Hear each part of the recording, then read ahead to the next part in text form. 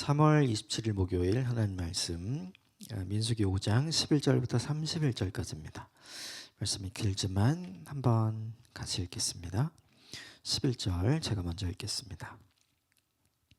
여호와께서 모세에게 말씀하여 이르시되 이스라엘 자손에게 말하여 그들에게 이르라. 만일 어떤 사람의 아내가 탈선하여 남편에게 신의를 저버렸고 한 남자가 그 여자와 동참하였으나 그의 남편의 눈에 숨겨 드러나지 아니하였고 그 여자의 더러워진 일에 증인도 없고 그가 잡히지도 아니하였어도 그 남편이 의심이 생겨 그 아내를 의심하였는데 그의 아내가 더럽혀졌거나 또는 그의 남편이 의심이 생겨 그 아내를 의심하였으나 그 아내가 더럽혀지지 아니하였든지 그의 아내를 데리고 제사장에게로 가서 그를 위하여 보리가루 10분의 1 에바를 헌물로 드리되 그것에 기름도 붓지 말고 유향도 두지 말라.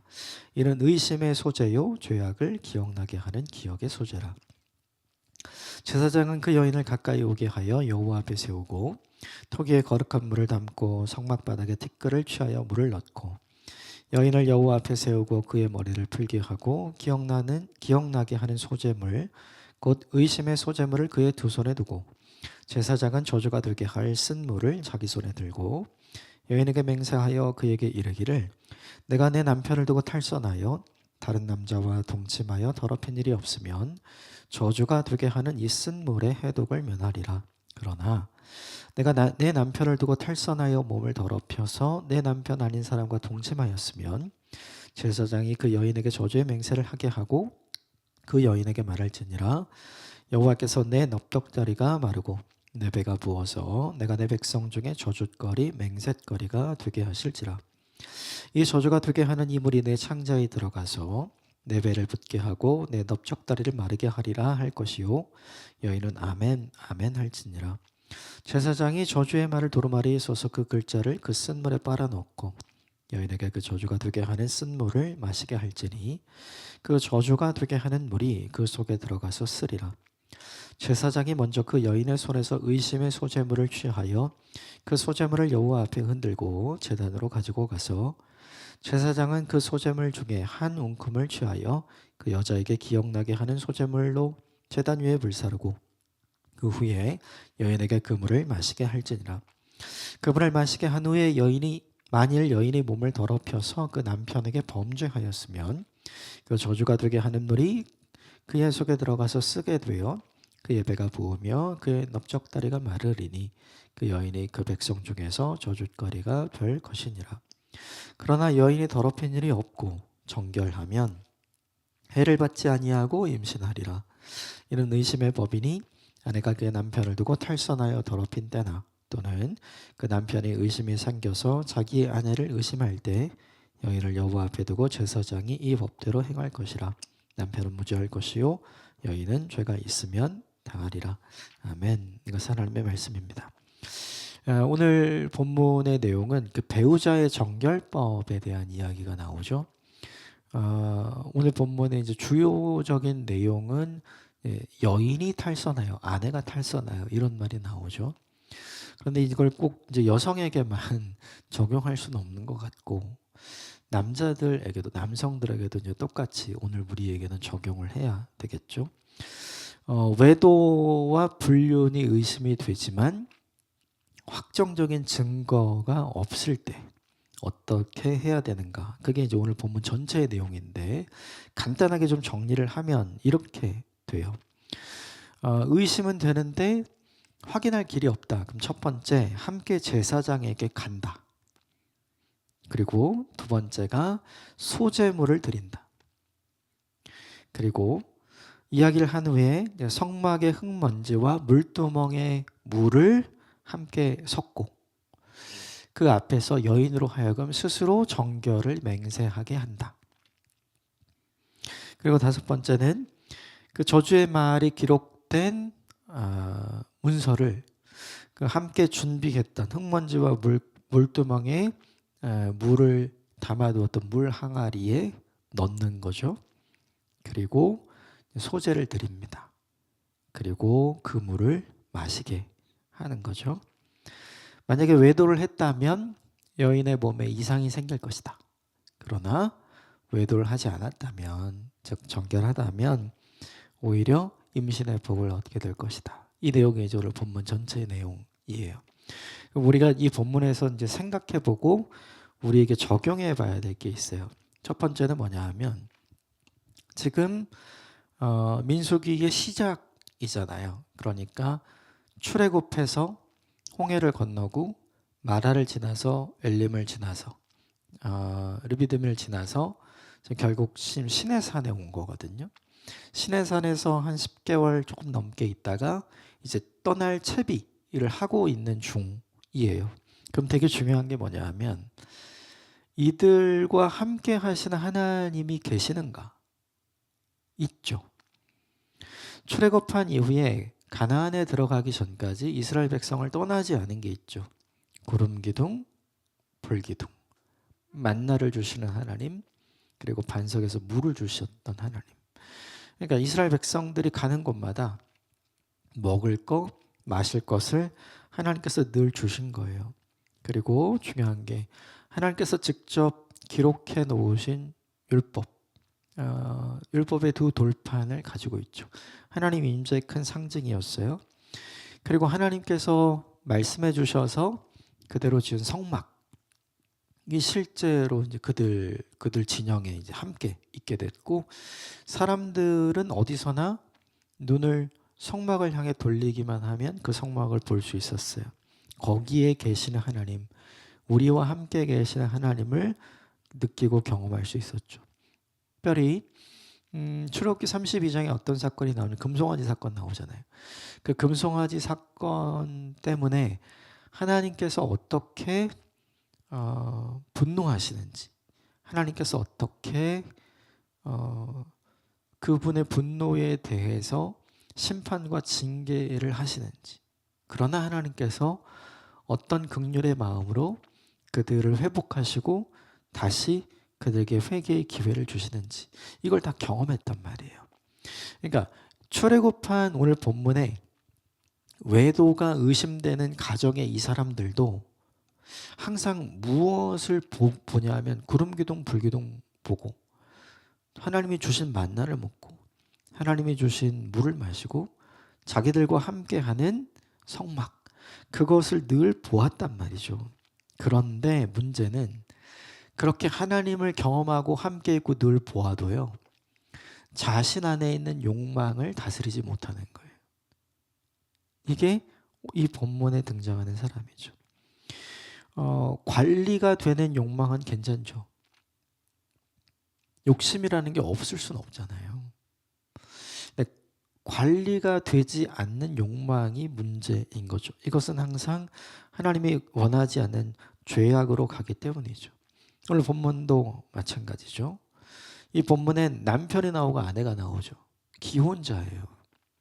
기혼자인데 지금 가정의 울타리 밖으로 지금 성에 대한, 그리고 이성에 대한 욕망을 절제하지 못하고 다스리지 못하는 거거든요. 그래서 나온 내용이죠. 결국 이 본문의 내용 중에 핵심 내용이 중에 한 가지는 무엇인가? 우리는 다 이렇게 혼전 순결 이런 것만 중요하게 생각하는 것 같아요. 그거 중요하죠. 근데 그것보다 실질적으로 더 중요한 건 혼후 순결이에요. 혼전보다 더 중요한 게 뭐냐면 혼후인 거죠. 혼후에 하나님이 내게 주신 남편으로, 하나님이 내게 주신 아내로 서로 지켜가야 될 걸 지키지 않는 사람이 너무 많았던 거예요. 언제요? 우리 본문의 시대에. 이 본문의 시대에는 하나님을 늘 보고 듣고 경험하잖아요. 즉 하나님이 자기 눈앞에 있는 거예요. 하나님의 임재가 자기 주변에 있는 거죠. 그럼에도 불구하고 그걸 관리하지 못해요. 여러분, 이게 너무 중요해요. 하나님 앞에서도, 하나님의 임재 앞에서도, 하나님이 날마다 주시는 은혜 앞에서도 사람은 언제나 죄의 유혹에 넘어가고 사람은 언제나 죄의 욕망으로부터 자유로울 수 없는 거죠. 그래서 우리가 해야 될 게 있어요. 자만하면 안 돼요. 은혜를 많이 경험하는 건 하나도 중요하지 않아요. 그 받은 은혜를 내가 어떻게 지키는가가 훨씬 중요한 거죠. 이 두 배우자가, 남편과 아내가 서로를 향해서 얼마나 사랑을 했을까요? 또 하나님 앞에 얼마나 기도했을까요? 저 사람과 결혼했으면 좋겠습니다. 그런데 지금은 다 바뀌었잖아요. 네, 탈선하여 다른 사람과. 결국 우리의 문제는 무엇이냐면 은혜가 없는 것이 문제가 아니에요. 은혜를 지키지 못하는 거, 마음을 지키지 못하는 거, 생각을 지키지 못하는 거, 우리 안에 있는 욕망을 다스리지 못하는 거, 이게 문제인 거죠. 여러분, 되게 중요합니다. 혼 전의 문제보다 혼 후의 문제가 더 심각한 우린 현대 사회를 살아가고 있잖아요. 교회 안에서도 이런 문제 얼마나 많이 발생합니까? 우린 생각을 잘 해야죠. 하나님이 계셔도 내 욕망 관리가 안 돼요. 날마다 하나님의 은혜를 보고 기적을 경험해도 내 욕망의 관리가 안 되는 거죠. 우리가 그런 존재라는 걸 이 본문이 우리에게 보여주죠. 또 하나 되게 중요한 게, 이게 보면 12절 13절을 보면 탈선에서 신의를 저버린 사람, 그 사람이 어떻게 13절에 보면 숨겨 드러나지 아니하였다 얘기되죠. 증인도 없고 잡히지도 아니하였다. 이게 무슨 뜻이에요? 아무도 모르는 장소에서, 아무도 모르는 시간에. 근데 생각해 봐야 돼요. 출애굽했던 이스라엘 사람들은 각자의 장막에서 살았잖아요. 200만 명 이상이 되는 사람들이 각자의 장막에 들어가요. 그러면 장막이라는 게 텐트인데 뻔히 다 보이는 거잖아요. 그러니까 이 본문의 상황 속에서 증거를 없게 만들고 사람이 보지 못하게 하려면 어떻게 해야 돼요?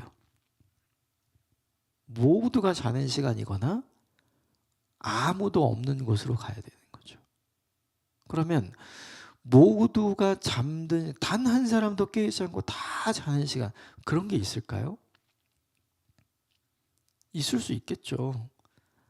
새벽 아주 한밤중에 그 시간까지 자지 않고 기다려야 돼요. 그러니까 이건 굉장히 우연히 생긴 게 아니라 굉장히 의도적으로, 굉장히 자발적으로, 굉장히 고의적으로 그 일을 한 거예요. 또 하나, 아무도 없는 곳에 가야 되잖아요. 그러면 200만 명이 살아가는 그 텐트 진영이 얼마나 넓겠어요. 근데 그 진영 밖으로 나가야 되죠. 한참을 가야 되는 거예요. 죄 지으러 한참을 가는 거예요. 그런데도 가요. 아무도 없는 곳에서 그 일을 하는 거죠. 근데 되게 중요한 건 그걸 누가 다 알고 계세요. 죄가 없으면 오히려 임신의 복을 얻겠지만 죄가 있게 되면 탈이 날 것이다. 저주거리가 될 것이다. 이 얘기가 하나님께서 하시잖아요. 하나님은 다 보고 계신다는 거죠. 사람에게는 숨길 수 있고 사람에겐 안 걸릴 수 있지만 이 본문이 보여주는 건 뭐냐 하면 하나님은 다 보고 계신다. 사람에게 걸리지 않기 위해서 아무도 깨어있지 않은 은밀한 시간에, 사람에게 걸리지 않기 위해서 아무도 없는 은밀한 곳으로 가서 이 일을 하는 거예요. 탈선을. 그런데 하나님은 다 보고 계시고 알고 계신다. 이렇게 이야기를 하죠. 어제 본문에 나왔던 건 또 반복되는 거예요. 하나님의 백성으로 어떻게 살아가는가? 하나님 앞에 있는 것처럼. 이걸 인식하고 살아야 한다는 거죠. 첫 번째 나눴던 것처럼 구름기둥 불기둥이 날마다 있었고 물도 그리고 만나도 하나님께서 날마다 기적처럼 베풀어 주시잖아요. 그런데 거기에서 하나님을 발견하지는 못하는 거죠. 이게 되게 중요해요. 초신자들이 교회 안에서 사고 내지 않습니다. 기신자들이 사고를 내요. 오래 믿은 사람, 신실하게 믿는 것처럼 보이는 사람, 그런 사람들이 하지 말아야 할 탈선을 하게 되죠. 사람들 눈을 속일 수는 있지만 하나님 눈을 속일 수는 없죠. 여러분, 이걸 기억해야 돼요. 이런 일들이 요즘 우리 시대에도 얼마나 많이 일어납니까? 심지어는 교회에서도 일어나죠. 심지어는 성도들 가운데서도 일어나고요. 심지어는 교육자들 사이에서도 이런 일이 얼마나 많습니까? 생각해 보면 우리 모두가 잊고 사는 거예요. 뭘 잊었냐면 하나님이 보고 계신다. 이걸 전혀 잊은 거죠. 아무도 안 보면 하나님도 안 본다 생각한 거예요. 여러분, 그건 틀렸다는 걸 이 본문이 보여줘요. 또 하나 마지막으로 함께 살펴볼 것이 무엇이냐면 이 외도가 불륜이 의심이 될 때 어떻게 해야 되는지를 처음부터 끝까지 이렇게 하십시오라고 얘기하죠. 처음부터 끝까지. 그 과정이 끝에 가서 결론이 어떻게 되는지도 다 얘기하죠. 저 이 본문을 보면 생각한 게 왜 처음부터 끝까지 다 기록을 했을까? 이유는 간단해요. 중간에서 자복하고 회개하는 사람이 없는 거예요. 이쯤 돼서 여기까지 와서 제사장 앞에 가서 자기가 맹세하고 그리고 자기가 정직하게 이야기를 하고 잘못했으면 내가 잘못했다. 회개하고 그리고 돌이키려는 사람이 없는 거죠. 그냥 끝까지 가는 거예요. 그러니까 끝까지 갈 때 끝까지 이렇게 해라. 그러면 끝에 이런 두 가지의 결론이 있을 거고 둘 중에 하나일 거야. 탈선을 했다면 저주거리가 될 것이고 그렇지 않았다면 하나님이 주시는 임신의 복을 얻게 될 거야. 이런 이야기를 하잖아요. 생각해 보면 기회가 있어요. 회개하고 자복해서 기회를 얻을 수 있는 기회가 있다고요. 그런데 그 기회를 사람들은 잡지 않아요. 중간에 고백하지 않고 끝까지 감추고 끝까지 거짓을 이야기해요. 그래서 여기까지 오는 거죠. 이게 뭐냐 하면 늘 구름기둥과 불기둥을 모았던 사람, 늘 만나와 메추라기를 먹고 하나님이 주시는 물을 먹었던 사람들의 모습, 늘 은혜를 경험했던, 늘 기적을 경험했던 사람들의 실제 모습이 이런 거예요. 우린 이렇게 생각해요. 하나님의 은혜를 날마다 경험하고 하나님의 기적을 날마다 경험하면 우리가 신실한 사람으로 바뀔 수 있을 거라고 생각하는 거죠. 아니요. 그게 있어도 이렇게 탈선한 사람들, 그게 있어도 하나님의 시선을 의식하지 않는 사람들, 그게 있어도 끝까지 잘못을 인정하지 않고 감추려고 하고 숨기려고 하고 거짓을 말하는 하나님의 사람들이 얼마나 많아요. 이게 이 본문이 우리에게 보여주는 거거든요. 여기에 우리가 속하면 안 되겠죠. 여러분, 이 본문을 보면서 우리가 생각해야 될 게 있어요. 하나님의 은혜와 기적을 많이 경험하면 우리가 좋은 믿음의 사람으로 변할 것이다. 천만의 말씀이에요.